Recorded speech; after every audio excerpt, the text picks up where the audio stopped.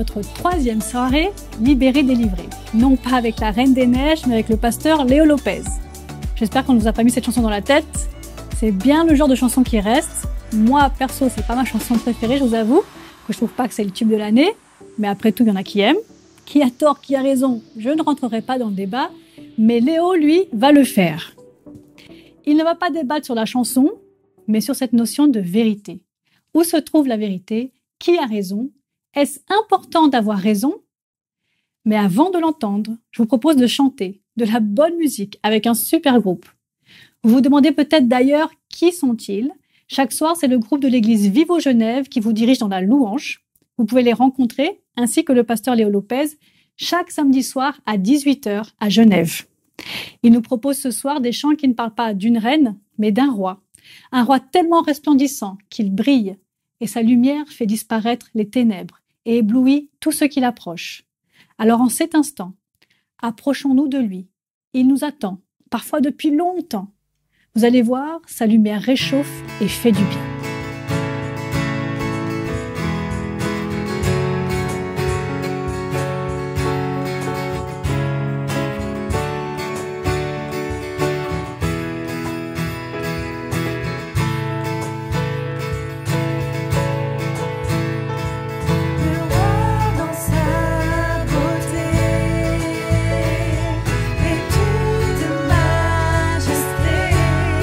La terre est dans la joie.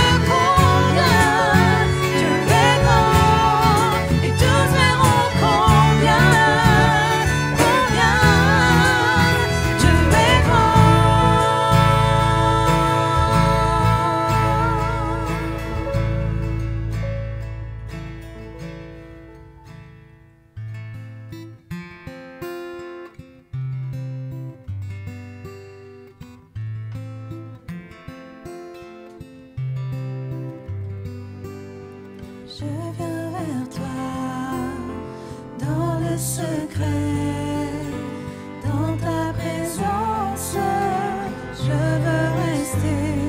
Tu es, tu seras toujours là.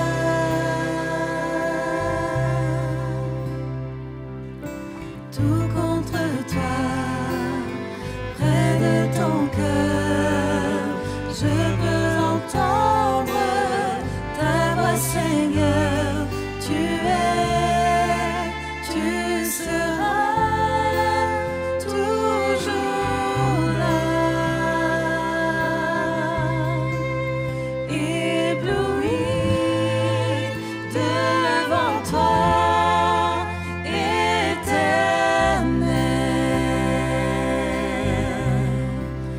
ébahi par l'amour de ton ciel. Je suis là à tes pieds, je viens t'adorer, je désire habiter près de toi.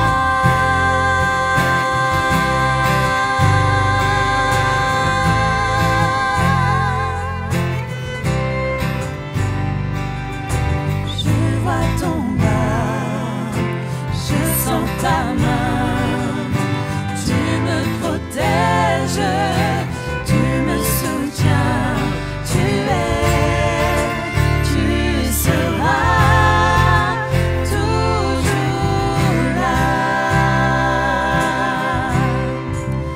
Ébloui devant toi, éternel,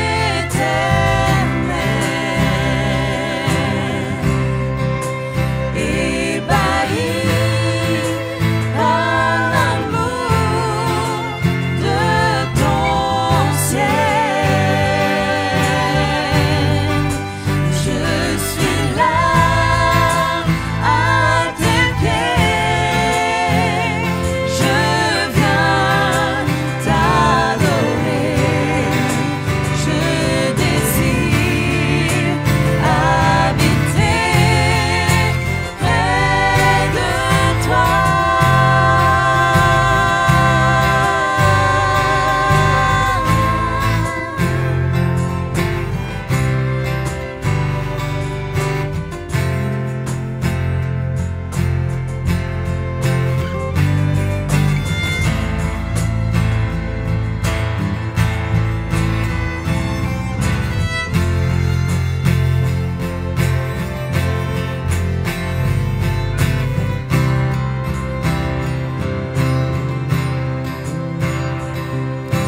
Tu es ma lumière, en toi j'ai un Père heureux, reçois ma prière.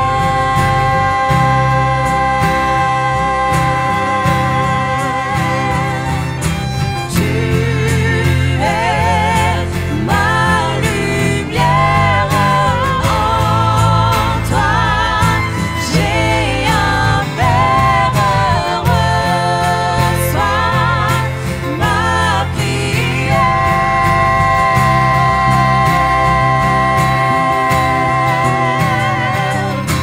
Tu es ma lumière, en toi j'ai un Père heureux, reçois ma prière.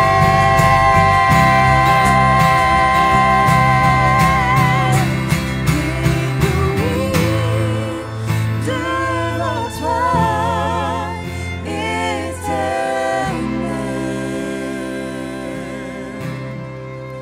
ébahi par l'amour de ton ciel.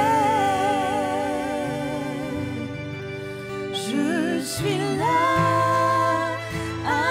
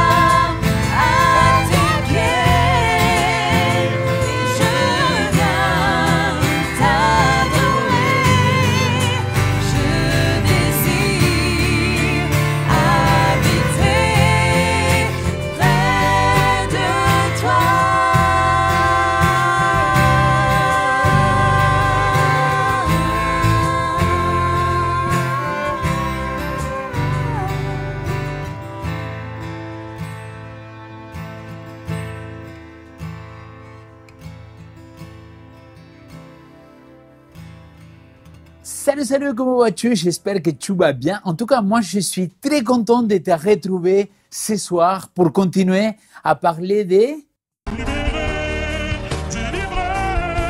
Alors, cher ami, nous sommes dans ce cheminement-là dans lequel on se rend compte qu'il y a bien des choses que le Seigneur, il devait nous délivrer encore dans notre vie. Alors, j'ai une question à te poser. Hier, j'ai lancé une sorte d'exercice et j'avais demandé si tu arrivais, parce que le thème d'aujourd'hui, c'est système, délivré d'un système de pensée, j'avais écrit le chiffre 9 romain. Alors, je ne sais pas si tu as trouvé comment faire avec un seul trait, tu vois, seulement un trait, essayer de pouvoir, sans lever les stylos, le faire. Donc, imaginons ici, un comme ça, mais là, il y a deux traits. Donc, est-ce que tu avais essayé, est-ce que tu as réussi à le faire? J'avais dit qu'il fallait pas tricher. Alors, dans le cas que tu ne l'as pas fait, là, je vais donner la solution. Donc, si toi, tu veux le découvrir tout seul, 1, 2, 3, soleil. 1 hour later. On bouge plus, tu mets la pause. Alors, c'est quoi? L'idée, c'était la suivante. Donc, le chiffre 9, pour le convertir dans un 6, dans un seul trait, c'était comme ça. Oui, je sais. Ah, mais c'est vicieux ça, Léo. Oui, je sais, mais on est là justement pour réfléchir ensemble, pour penser ensemble. Et c'est vrai, cher ami, que je me rends compte que ce monde, il est rempli de gens qu'ils voudraient imposer une seule manière de penser, une seule façon de voir les choses.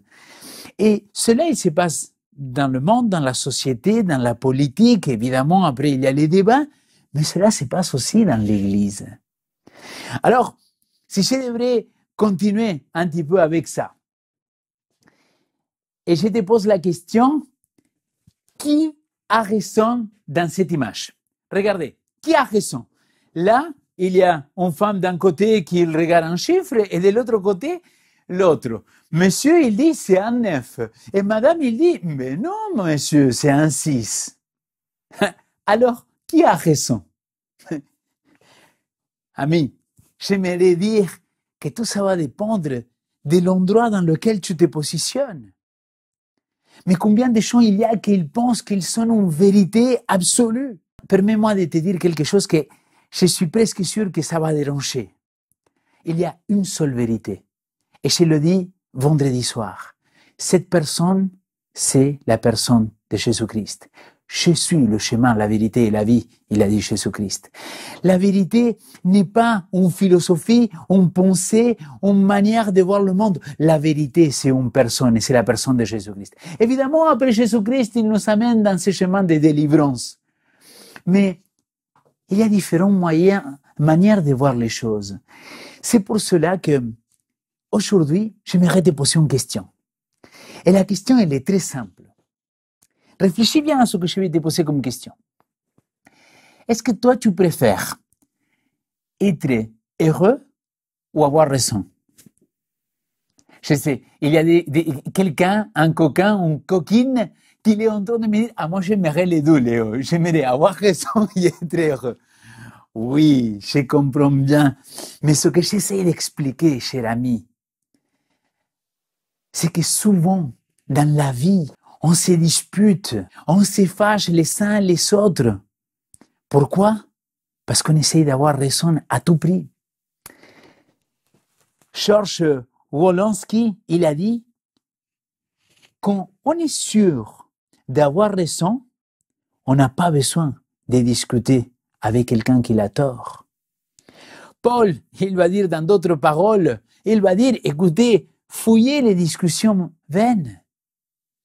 Mais tu sais, quand tu es ado, je ne sais pas, pour les ados qui nous regardent, ou pour ceux qui sont plus âgés et qu'ils se rappellent encore quand ils étaient ados, quand on était ado, on essayait à tout prix d'avoir raison. Mais à quel point? Quand tu te disputes avec ton épouse, ou avec ton époux, ou avec tes enfants, à quel point la seule chose que tu veux, c'est avoir raison? Est-ce que le bon compromis, C'est pas être win-win, gagnant-gagnant? Charles Péguy, il dit, par contre, il y a quelque chose de pire qu'avoir une mauvaise pensée. C'est d'avoir une pensée toute faite. Et ça, mon cher ami, je suis convaincu.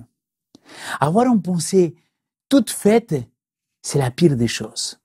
C'est-à-dire, tu dois penser comme ça, et basta. Mais attends, mais le Seigneur, notre Dieu Tout-Puissant, il ne nous appelle pas à réfléchir, à penser? Romains chapitre 12, verset 2. Il n'est pas dans le texte. Tu peux aller le lire. Ça va faire partie des challenges. Médite dans les paroles qu'il dit l'apôtre Paul aux Romains. Romains chapitre 12, versets 1 et 2. Et surtout le verset 2. Il dit, soyez métamorphosés, soyez transfigurés. Ça veut dire quoi? Et il dit, par votre intelligence. Le Seigneur, il veut qu'on soit des êtres, qu'on est capable de réfléchir, de penser. Le Seigneur, il n'aime pas quand nous sommes dans une pensée unique. Et basta. Et je vais expliquer pourquoi.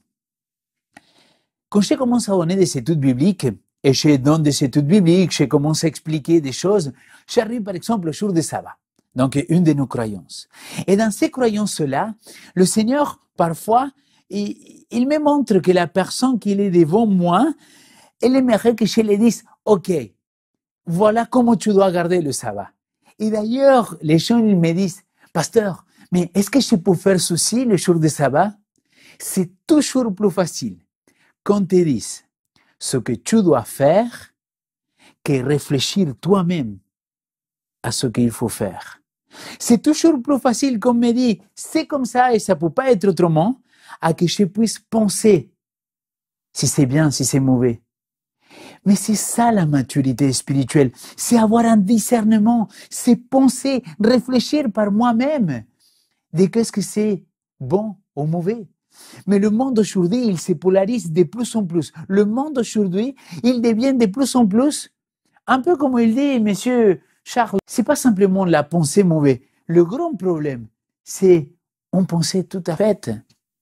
Non, là maintenant, il faut accueillir les immigrants ukrainiens parce qu'ils sont des Européens. Mais quand ils étaient les Syriens, non. Mais après, oui. Et les systèmes politiques, ils s'arrachent. Les systèmes de pensée herméneutiques, qu'ils disent, ben voilà, tu dois faire comme ça et tu peux pas faire autrement. Tu peux pas sortir de là. Je suis pas d'accord. Et vous savez pourquoi? Parce que parfois, on rentre dans un système de pensée qui n'est pas juste, qui n'est pas bon. J'aimerais vous inviter à lire le texte biblique d'aujourd'hui. Il se trouve en Nombre chapitre 21, à partir du verset 16, jusqu'au verset 16. Le texte, il nous dit comme ça. En route, le peuple perdit patience et parla contre Dieu et contre Moïse. Le même peuple qu'il avait été libéré, là maintenant, il va parler mal. Contre qui? Contre Moïse et contre Dieu.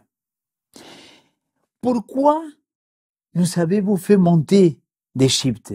Si nous devons mourir dans le désert, il n'y a ici ni pain ni eau. Et nous avons pris en horreur ce pain méprisable. Alors le Seigneur envoya contre le peuple des serpents brûlants. Il mordait le peuple et il mourut beaucoup de gens en Israël. Le peuple vient trouver Moïse et dit, nous avons péché, nous avons parlé contre le Seigneur et contre toi. Prie le Seigneur pour qu'il s'éloigne de nous, ces serpents. Et là, tout à fait improbable, le Seigneur, il va lui dire, Moïse, fais-toi un serpent brûlant et place-le sur une perche. Quiconque a été mordu et verra, restera en vie. Moïse fit un serpent de bronze et le plaça sur la perche. Si quelqu'un était mordu par un serpent et regardait le serpent de bronze, il restait en vie. Là, dans cette histoire-là, d'un peuple il pense encore à l'Égypte et qu'il va se plaindre contre Dieu, Dieu lui demande faire quelque chose à Moïse que pour les gens de l'époque, mais même pour moi aujourd'hui, il reste assez incompréhensible. Parce qu'il s'était libéré, Alors, là, maintenant, il se trouve dans un système de pensée qui est complètement étrange à leur système de pensée. Et Jésus-Christ, quand il va venir dans une de ces Pâques, dans la première Pâques à Jérusalem, il va se retrouver avec un responsable juif. Ce responsable-là s'appelle Nicodème. Et dans cette discussion avec Nicodème, ils vont échanger. Et ils vont parler de cet épisode-là après la sortie de l'Égypte. Ils vont parler de cette délivrance. Alors, j'aimerais vous inviter à lire ces textes-là d'une manière un peu différente. Un peu comme un message de texto échangé entre Jésus et Nicodème. Nicodème lui dit, Rabbi, nous savons que tu es un maître de la part de Dieu, car personne ne peut produire les signes que toi, tu produis, si Dieu n'était avec toi. Amen, amen, dit Jésus.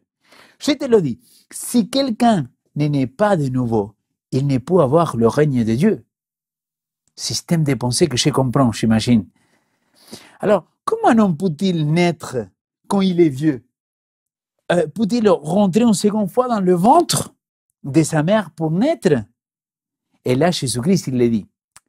Amen, amen, je te le dis. Si quelqu'un ne naît pas de l'eau et de l'esprit, il ne peut rentrer dans le royaume de Dieu. Ce qui est né de la chair est chair, et ce qui est né de l'esprit est esprit. Ne dit-on pas que j'ai dit, il faut que vous naissiez de nouveau, d'en haut. Le vent souffle où il veut. Tu l'entends, mais tu ne sais pas d'où il vient, où il va. Il est ainsi quiconque il est né de l'esprit. Dans cette discussion entre Jésus et Nicodème, dans cet échange de textes, il y a des choses merveilleuses. Parce que Nicodème, il dit, là, il y a quelqu'un qu'il connaît quand même. Et en même temps, quand il va parler, il le sort de son système de pensée. Il le sort de ses systèmes de pensée. Mais moi, je suis de la descendance d'Abraham. Mais moi, je suis un pharisien, je suis un juif. Il n'y a rien qui me manque. Et là, Jésus-Christ, il a dit, il faut que tu naisses de nouveau. Hier, on a parlé qu'il fallait purifier le temple, qu'il fallait purifier notre corps. Et là, maintenant, Jésus-Christ, il est en train de dire, dans ces périodes de Pâques, mon ami, il est en train de dire, il faut naître de nouveau. Il faut recevoir ce baptême. Et pardonne-moi de te dire, je ne parle pas que de le baptême d'eau, je parle de ce baptême de Saint-Esprit. Et le baptême de l'Esprit, c'est pas une fois et c'est fini, comme ils disent quelques autres chrétiens, des amis évangéliques, par exemple. Non! Quand Jésus-Christ il est en train de dire que nous devons recevoir ce baptême, que nous devons recevoir cette puissance dans nous, c'est tous les jours. Allez lire, s'il vous plaît, Luc chapitre 11, à partir du verset 13. Vous allez voir, verset 11 à 13. Jésus, il parle que le baptême de l'Esprit, que cette présence, cette immersion de l'Esprit dans ma vie, il devrait être tous les jours. Et là, il est en train de le dire à Nicodème, cher ami, si tu es encore dans la chair, ça va être que chair. Mais il faut que tu naisses de nouveau. Et il faut que ce baptême, il vienne d'en haut. Je pense que Nicodème, il n'a pas très bien compris ce que le Seigneur lui voulait lui dire. Et donc, du coup, il va lui poser la question, comment cela peut-il advenir? C'est toi qui es maître d'Israël et tu ne le sais pas, cela? Et j'imagine Jésus-Christ en train de faire le maître en émoticon en disant, mon ami. Et là, il va lui dire, amen, amen. Donc, en vérité, en réalité, c'est quelque chose de très important ce que je vais te dire là, en ce moment. Je te le dis, nous disons ce que nous savons et nous témoignons de ce que nous avons vu. Vous ne recevez pas notre témoignage. Si vous ne croyez pas alors que je vous ai parlé de ces choses terrestres, comment croirez-vous si je vous parle des choses célestes? Personne n'est monté au ciel, sinon c'est lui qui est descendu du ciel, le Fils de l'homme. L'ami, vous vous rappelez qu'hier on a parlé que Dieu, il a dit, je vais descendre pour libérer mon peuple. Et là maintenant, le Seigneur Jésus-Christ, il dit quoi? C'est lui qui est descendu du ciel. Alors, le texte, il va continuer. Et regardez là, la suite, elle est fantastique. Et comme Moïse leva le serpent dans le désert, il faut de même que quand le Fils de l'homme soit élevé, pourquoi quiconque croit ait en lui la vie éternelle. Car Dieu a tant aimé le monde qu'il a donné son Fils unique pour que quiconque met sa foi en lui ne se perd pas, mais ait la vie éternelle. Mes chers amis, là c'est un texte que c'est un des textes les plus connus dans tout le Nouveau Testament, car Dieu a tant aimé le monde. Et dans quel contexte il va le dire? Dans le contexte d'un homme qui était enfermé dans un système de pensée qu'il n'arrivait pas à comprendre. Donc, merci quelque part que Nicodème il n'avait pas bien compris, parce que ça nous a permis d'avoir cette merveille des textes qu'il nous dit très simplement, je t'aime et il veut te donner la vie éternelle. Notre cher Nicodème, il était dans un système de pensée.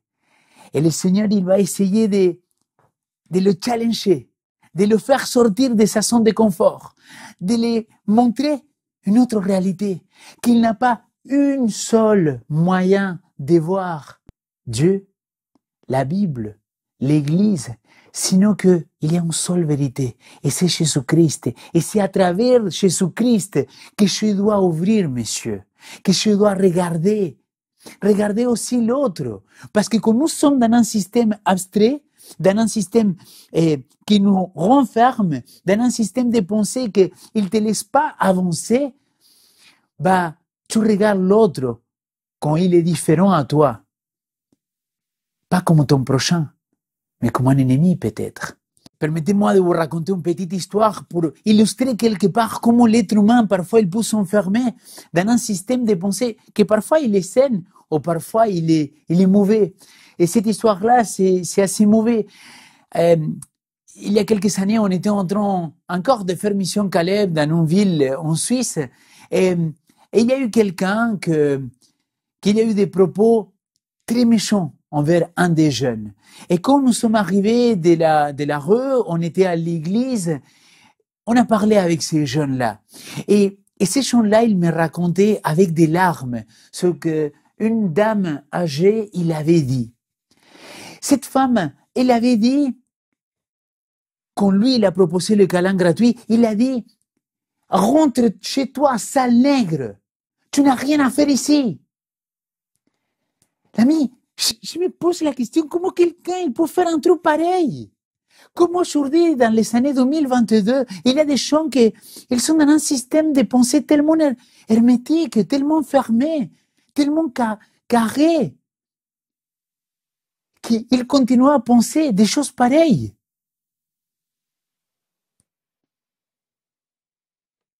Mais ces pensées, ces systèmes de pensée, on l'a aussi dedans l'Église. Et permettez-moi de vous raconter un petit peu un petit témoignage de ce qu'il m'est arrivé à moi. Parce que le Seigneur aussi, il a dû travailler en moi.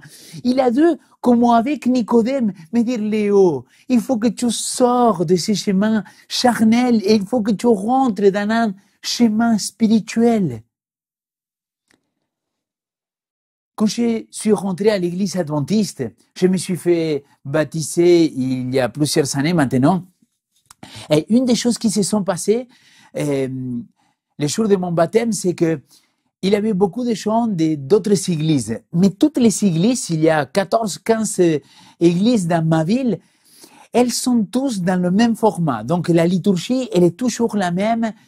C'est toujours de la même manière qu'on chante, de la même manière qu'après on prie, de la même manière qu'on sort de l'église. C'est toujours tout pareil. Quand je quitte l'Argentine pour venir ici en Europe et j'arrive à Paris et c'est un autre monde. Juste pour que vous compreniez ce que je vous raconte, pour que vous voyez comment j'étais dans un système de pensée complètement fermé. Quand j'étais à l'église en Santa Fe, dans ma ville, si on tapait les mains, si on bougeait les pieds pour marquer le rythme, les anciens, à l'époque, ils m'avaient donné les études bibliques, ils m'avaient dit, attention, parce que ça vient pas de Dieu. Si tu as déjà bouché ton pied, c'est pas bon. Et donc, moi, j'ai grandi dans une culture dans laquelle je disais, OK, à l'église, on est là, c'est solennel, on bouge pas. Et ma femme, Karen, elle avait connu l'évangile à Paris, dans une église qui s'appelle Créteil, et on y va à l'église centrale de Paris, que c'était en boulevard d'Italie. À l'époque, c'était là. C'est une église de 700, 800 membres. Et je me rappelle quand je rentre là, il y avait la liturgie, il y avait la louange. Et là, les amis, ça tapait des mains, ça dansait, ça bougeait de partout. Ils étaient à fond. Quand j'ai vu ça, je l'ai dit à ma femme, sortons d'ici. Ça c'est Babylone. Ils sont tous condamnés, ils vont tous brûler dans l'enfer. Ça, c'était Léo il y a quelques années en arrière, dans un système de pensée fermé. Et quand je les voyais là, je disais, non mais c'est pas possible. À l'église, à la maison de l'Éternel, on tape pas les mains. À la maison de l'Éternel, on danse pas. À la maison de l'Éternel, à la maison de l'Éternel. Mais Léo, qui t'a dit tout ça? Et là, petit à petit, ma femme, elle a réussi à me calmer et me dire, chérie, s'il te plaît, reste un petit moment. C'est vrai que c'est une autre culture, c'est pas la culture argentine, mais reste un peu. Et j'ai resté. Et là, quand j'ai commencé à écouter, j'ai pas changé tout de suite d'avis. Mais quand j'ai rencontré les chants qu'ils chantaient, qu'ils dansaient, que pour moi, ils étaient loin de la vérité. En réalité, qu'ils étaient loin de ma vérité. Mais ils étaient très proches de la vérité, Jésus-Christ. Quand j'ai commencé à les rencontrer, je voyais que ces chants-là, ils respiraient le Christ. Ils parlaient tout le temps de Jésus. J'ai commencé à me dire, mais c'est pas possible. C'est pas possible. Et là, j'arrive à Collonges. Et à Collonges, exactement la même chose. En pensant que moi, j'avais la vérité. En réalité, que j'avais ma vérité. Et là, prof, en première année, il me dit, il faut aller dans un monastère catholique. J'ai dit, quoi? Jamais de la vie. Ah non. Nous, on est adventistes du 7e jour, jamais de la vie. Et quand je suis parti là-bas, j'ai rencontré des frères et des sœurs qui ont des croyances différentes que les miennes. C'est vrai. Que peut-être ils ne vivent pas la religion de la même manière que moi. C'est vrai. Mais j'ai retrouvé des gens qui aimaient la vérité, qui aimaient le Christ, qui aimaient Jésus de Nazareth. Nous sommes dans un système de pensée que parfois nous voulons avoir raison à tout prix. Moi, je t'invite à laisser tout ça de côté et à penser à une seule chose. C'est mettre les lunettes de Jésus-Christ et regarder comme Jésus-Christ nous regarde. Et penser qu'il y a une seule vérité. Et cette vérité-là, c'est notre Seigneur Jésus. Que le Seigneur il puisse nous aider à se délivrer des systèmes de pensée. Amen.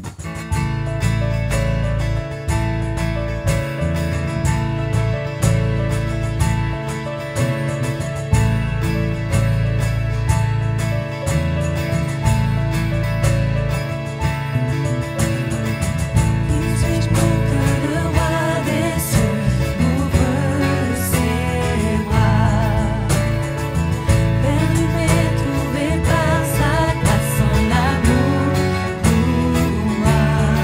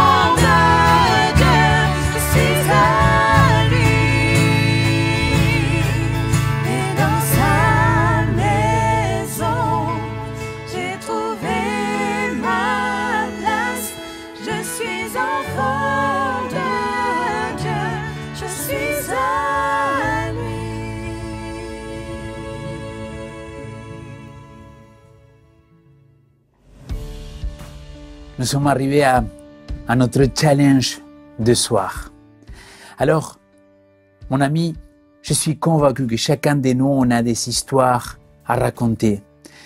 Des choses que peut-être des systèmes de pensée qui nous ont amenés à se prendre la tête avec un ami, avec quelqu'un. Peut-être, comme on a vu hier, dans un système d'esclavage. Mais aussi en tant que chrétien, en tant que membre d'une communauté, peut-être aussi on est dans un système de pensée unique.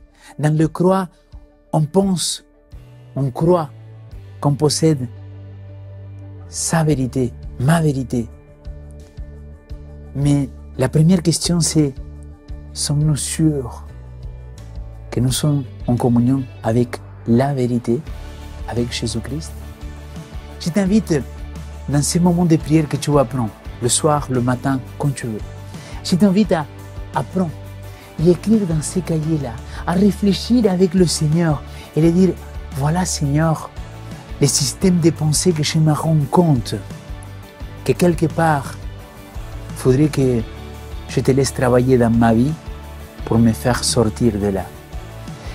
Prends ce temps-là, s'il te plaît, le matin, le soir, là maintenant, mais prends le temps de réfléchir